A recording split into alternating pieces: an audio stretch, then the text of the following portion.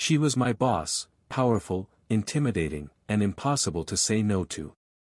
What started in a locked office turned into something that nearly destroyed my marriage, my career, and my soul. But what none of us saw coming, was my wife's revenge. She wasn't just watching. She was planning. To my amazing subscribers, thank you for riding with me through every betrayal, every twist, and every heartbreak. If you're new here, don't forget to like, comment, and subscribe for more real-life inspired infidelity stories that will leave your heart pounding. Turn on notifications so you never miss the next shocking chapter. My name is Dylan Westbrook, and I'm the kind of man who once believed he was too smart to fall into temptation. I had everything: a six-figure job in a Manhattan tech firm, a wife who believed in me, and a life we had built brick by brick over 10 years. And then she walked in. Her name was Ariel Stone, the new CEO of our company. 40, fearless, and commanding every room like she owned the air we breathed. She didn't just sit at the top of the food chain, she made everyone beneath her feel like they should be grateful to be eaten alive. I still remember the first meeting. She didn't even look at the slideshow we'd prepared. Just stared at me. Eyes sharp, lips curled slightly, like she already knew I'd say yes to things I hadn't even been offered yet. That stare. That was the beginning of everything I'd lose. It started with harmless things: late emails, one-on-one briefings after hours, a drink at a conference, because everyone else left.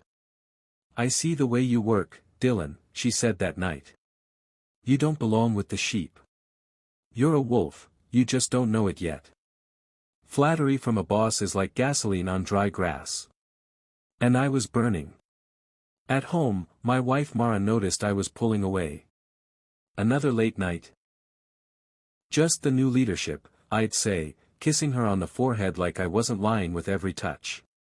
She had no idea that Ariel had already kissed me. No idea that her lipstick had stained more than just my collar, it had started seeping into my conscience. The first time it happened, it was in Ariel's private office. She called me in after hours. "Urgent matter," she said.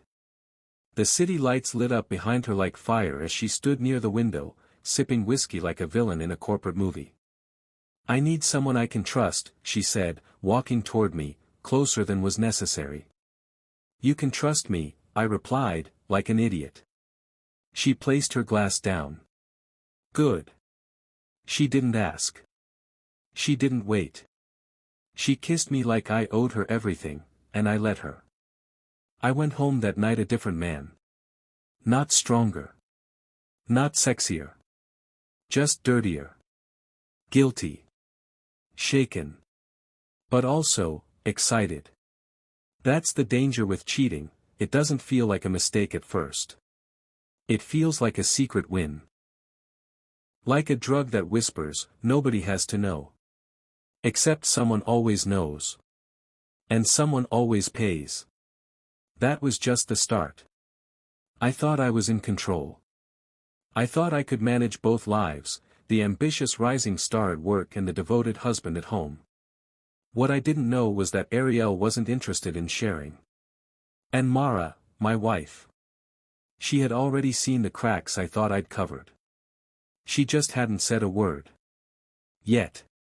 They say once you cross the line, it's easier to cross it again. That's exactly what happened. After that first night in Ariel's office, things didn't slow down, they escalated. Fast. She started texting me at odd hours, using company Slack like a private hotline. "Need to go over some figures. Come up. Your hands looked confident today. I like that.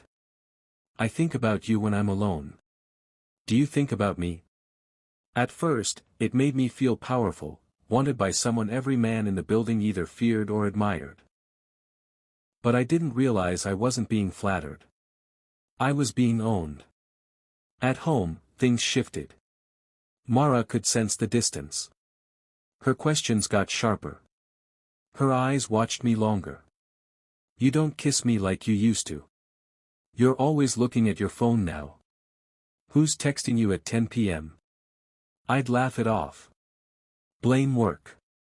stress, deadlines.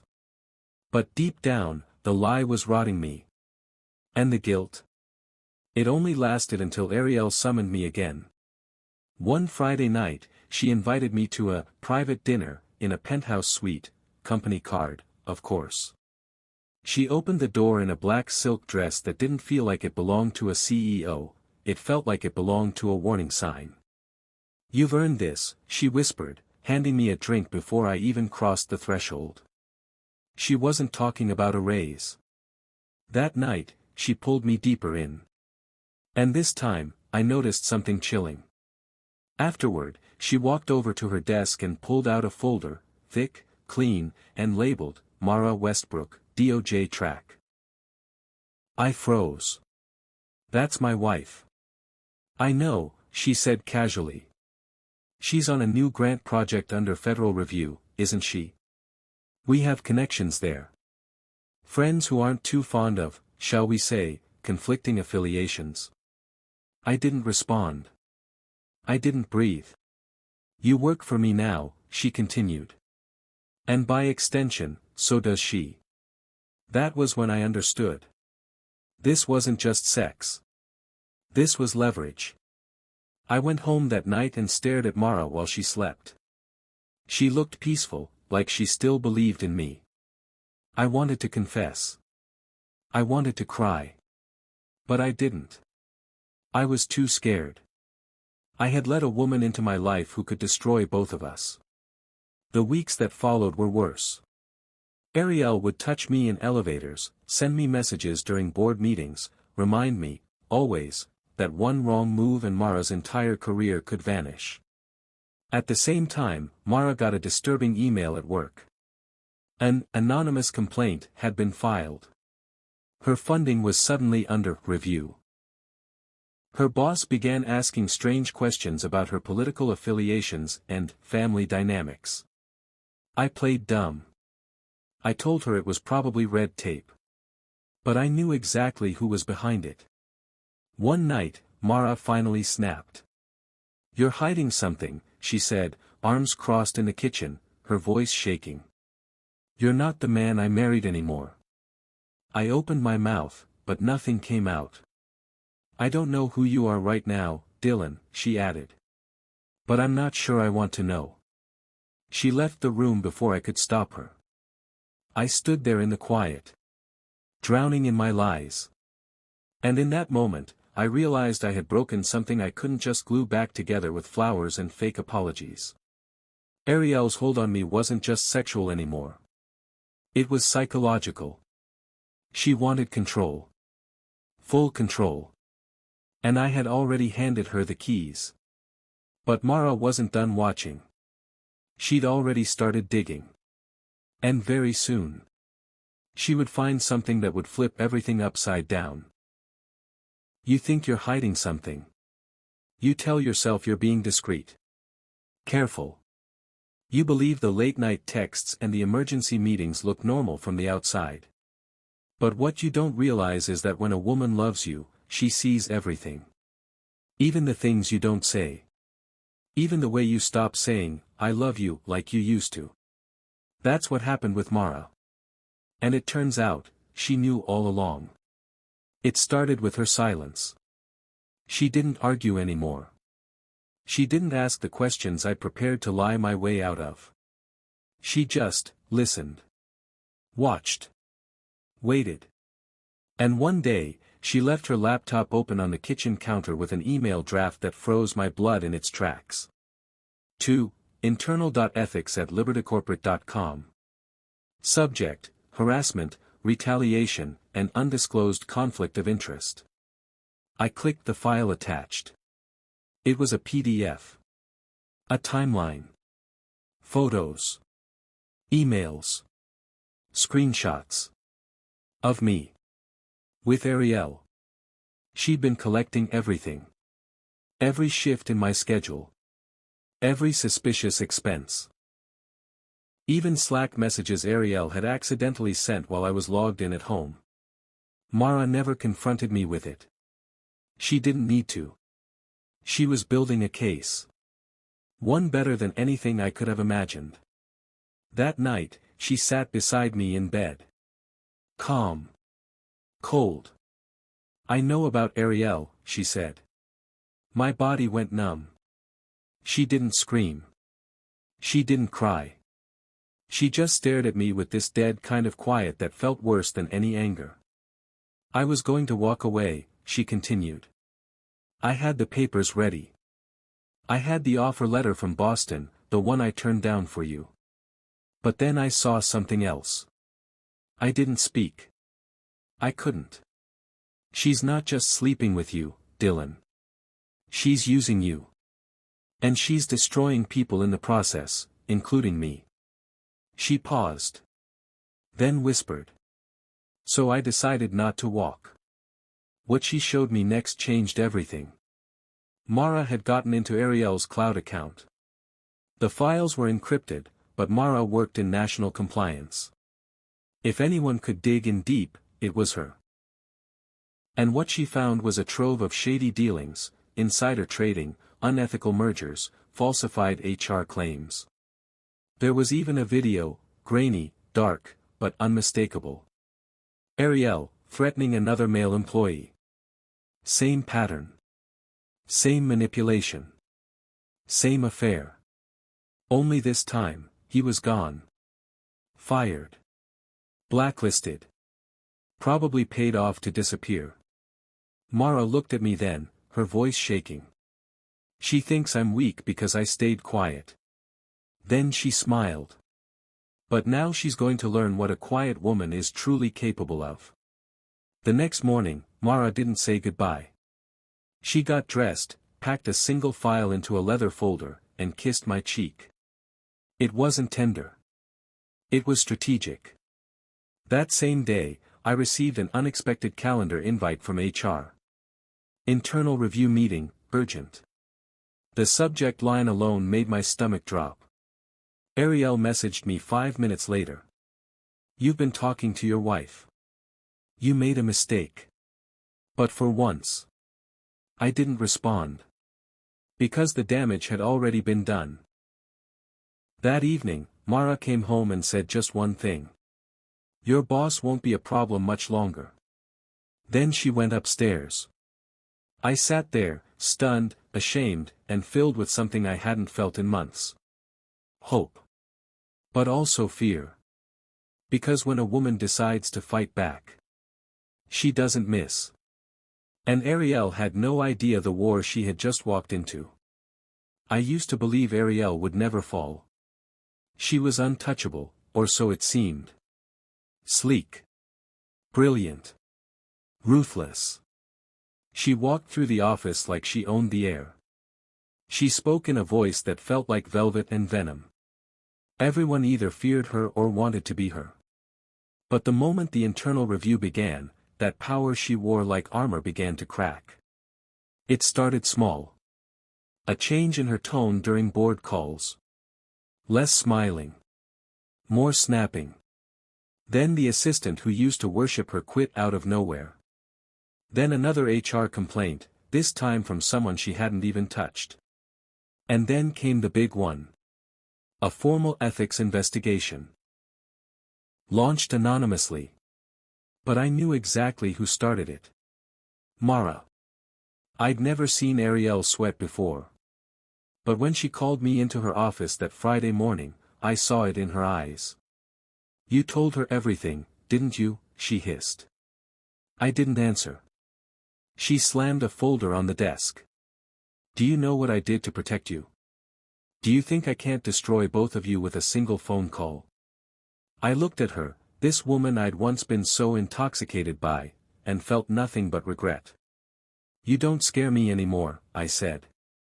She laughed, but it was hollow. "You think your little wife can outmaneuver me?" I leaned forward. "She already has." That was the moment I realized it. Ariel's greatest weapon wasn't her intelligence. It was the illusion that no one could touch her. But once the illusion broke, she started slipping fast. The audit team uncovered everything Mara hinted at. Not just the manipulation and affairs, but full-blown corporate misconduct. Kickbacks. Insider trading. NDAs signed under coercion. Ariel tried to fight back, of course. Tried to spin it. Claimed it was all corporate politics. But the documents didn't lie. And neither did the anonymous testimonies pouring in from employees who had been terrified to speak, until now. Meanwhile, Mara had already made her next move. She didn't just report Ariel. She went to the media. Not directly, that would have been too obvious. But she slipped the story to a trusted contact at a business journal. A reporter who'd been itching for a corporate scandal to break. And when that article dropped, boom! The company's stock took a hit. Investors started asking questions. And the board called an emergency meeting. I didn't attend that meeting. I wasn't invited. But I didn't need to be. Because by the end of the day, the announcement came in an all-staff email. Ariel Quinn has stepped down as CEO, effective immediately. Just like that. Gone. The woman who thought she could bury everyone was finally buried by the truth. That night, Mara and I sat in the living room. She poured us both a drink. Neat. No ice. I tried to say something, to apologize again. To thank her. To ask if we had any future left. But she cut me off with one look. This wasn't for you, she said. This was for me. I nodded. I didn't beg. I didn't plead. Because deep down, I knew she didn't owe me anything anymore. She saved her career. She protected her name. She fought back and won. But as for us, that was still up in the air. She got up, headed toward the stairs, then paused and looked over her shoulder. You'll get the papers next week. A week later, I came home to an empty closet. No notes. No drama. Just silence. Mara was gone. And the final chapter of our marriage was written in ink I helped spill. I never knew how loud silence could be until Mara left. No slamming doors. No broken glass. Just an empty closet, and the echo of everything I threw away. It's strange. You think when an affair ends, things will either fall apart violently or mend with time. But sometimes, they just stop. And the absence becomes your punishment.